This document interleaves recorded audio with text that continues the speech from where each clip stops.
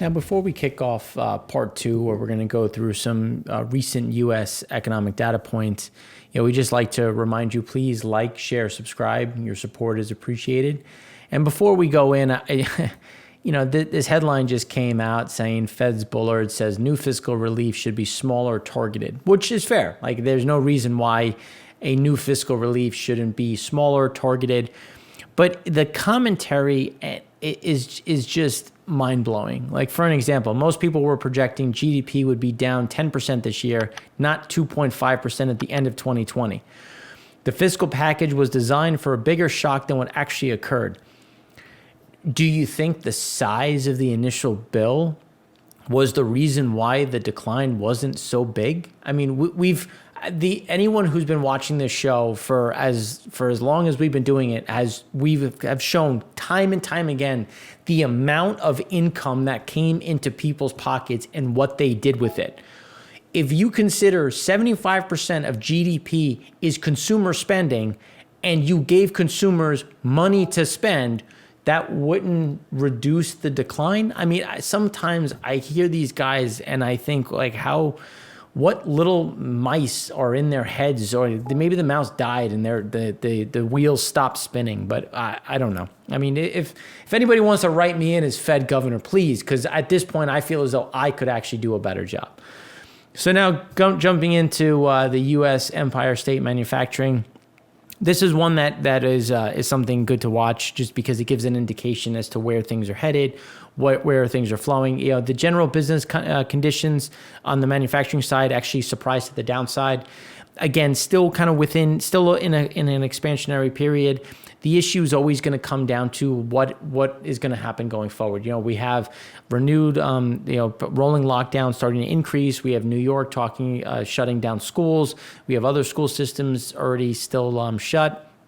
But the one benefit, or at least the one bright spot within this, is the number of employees is expected to start increasing, which again is a positive, because when we talk about the longevity, or at least the speed of the recovery, it really comes down to where do we see jobs going? Do we see jobs increasing?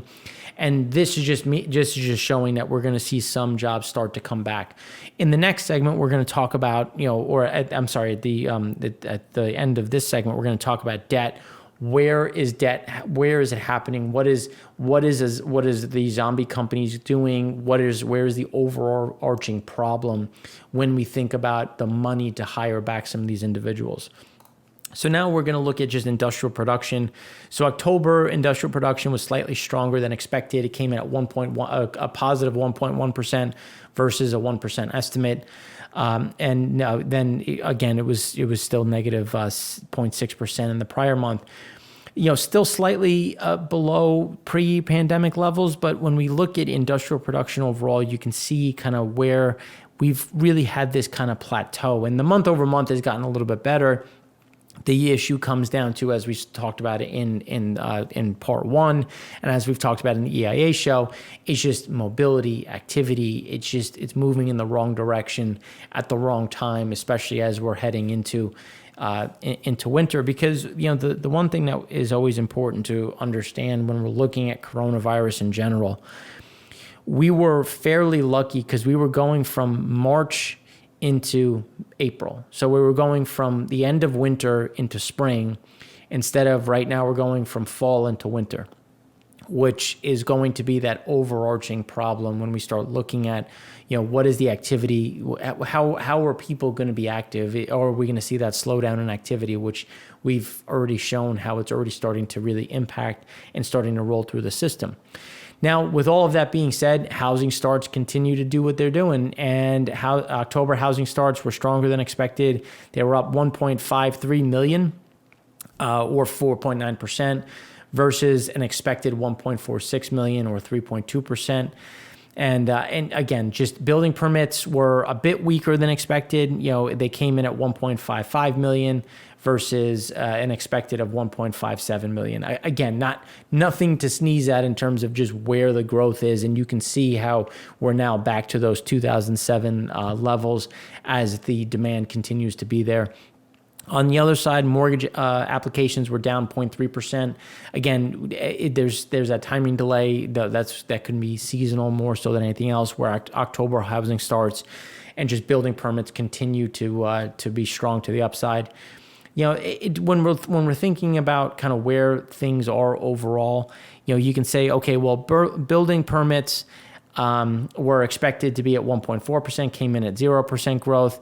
It's not realistically, it's still strong. Maybe we got 0% growth, but it's still a very strong number when you look at it as we take it through the historical side of the equation. When we're looking at that big bounce off the bottom, and now back to that growth levels that we saw in 2019, which should be persistent, especially as we have more demand for housing.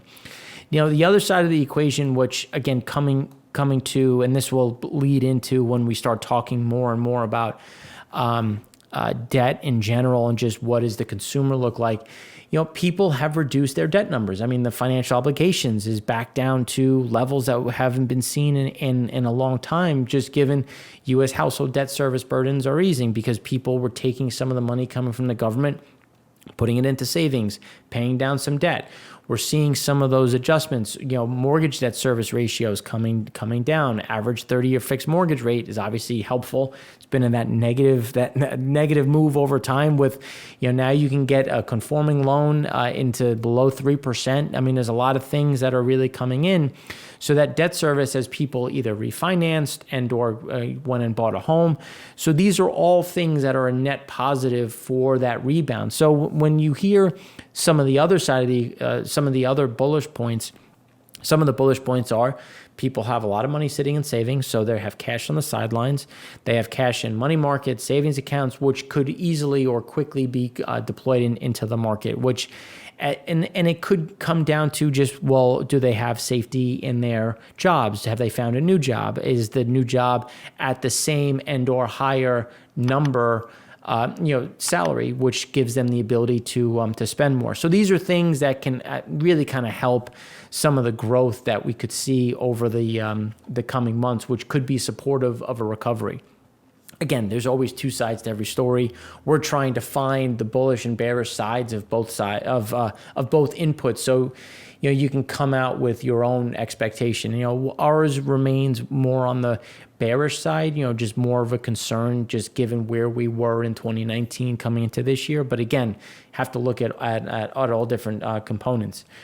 Now, this is interesting because we're looking at the net percent of domestic respondents tightening standards. So as we talked about before, we saw tightening standards on commercial and industrial loans really increasing, coming to those levels, but now they're starting to fall. So when things like that start to happen and you see some loosening of loans and you start seeing some loans moving out, it's like, okay, well, is the quality of the people asking for them getting better, or is there less demand? Or is there just more money at the bank level? So there's different pieces to that. One, there is more money at the bank level, so they do have the capital to make the loan, and so they can get a little bit more lenient. But if we look at the next slide, you can see that there's domestic respondent reporting stronger demand for commercial and industrial loans. So the demand for the loans is actually going down. So yes, they're decreasing the stringency because they're trying to incentivize more demand, get people to pick up more. So again, they kind of go back and forth, and it just means that we're starting to see a little bit of a flattening. It's not something that is going to be a sharp move to the upside. We think it's just going to kind of be this bouncing to the right, just as people are trying to figure out, okay, well, not only did we have a pandemic, but we also had an election. What is my tax rate going to be? Is it going to change enough to the point where I can hire people back? Do I have to preserve more for taxes? These are things that are going to keep people on the sidelines in terms of how much capital do I really have to deploy.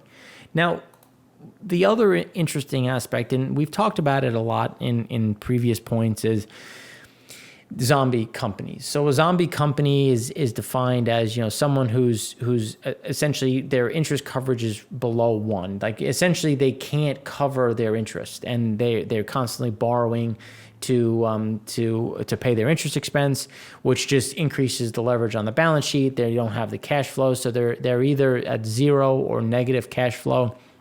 once we start factoring in debt. And the way it's looked at over the last 4 quarters. So you're seeing a big increase where over 500 firms in the Russell 3000 face these specific issues in terms of interest coverage ratio below 1. And you can see it's, obviously healthcare is a big one, technology, consumer. The consumer's not surprising, energy. For anyone who follows energy on either Energy Financial Twitter, EFT, or in the BI Energy Exchange knows that energy hasn't been cash flow positive in a long time. So there's some issues in that, but when we look at this overall as an aggregate, there's over 500 firms that is just going to be that overarching weight on the general just activity and what could actually happen as we go through the remainder of the year.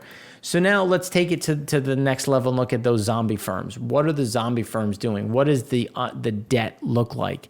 So when we look at in the financial crisis, we got to about 500 billion of zombie firms, debt obligations.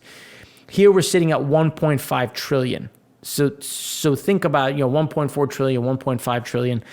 So when we look at 0809, we were at about 500 billion, and now we're over double that, and that is the biggest problem as we keep talking about debt going into a recovery. How do you generate cash? How do you invest in the business? How do you hire people with this overhang? And that's why we think that the growth expectations are just way above where they should be, just given this landmine. I'm running out of ways to describe it or describe the problems, just because this is something that I don't think is truly appreciated. And I think Bloomberg did a great job of really kind of highlighting what those problems are. So now take that to the next level. So let's round this out and say, okay, well, what's the global corporate debt ratings? And here you can see the new debt that's been issued, and we're now at a record number. So if we think about where the numbers are overall, we can see that the numbers continue to rise. So I unfortunately closed it, so I have to just pull it up just to kind of look at what are some of these debt levels that we continue to see. And the answer is they continue to move higher, and by how much? So record issuance in global corporate debt by 6% to 21.8 trillion through October 1st. So according to the Standard & Poor's, the S&P, we're up 6% to 21.8 trillion. Now, if we look at, okay, well, where are they issuing debt? You can see that single A, triple B is where we're seeing the most debt being issued. Now, they keep slipping down the quality scale just because the company is either facing cash flow issues, they're seeing additional pressure across the board. As we see new debt being issued, then you get downgrades because now your debt is now riskier. These are types of issues that will continue to weigh on just this recovery. And again, not only just the recovery, but also investment in the business. How do you hire people if I have to pay my interest? You can't stop paying your interest because then you're going to go into bankruptcy because you're going to be pushed into default. These are inherent problems when we look at general growth, which easily bleeds down to the consumer, which is why in the next segment, we're going to look at just consumer spending and where does that shake out and what does the consumer look like, or the health of the consumer look like as we go into holiday spending and then really kind of into 2021.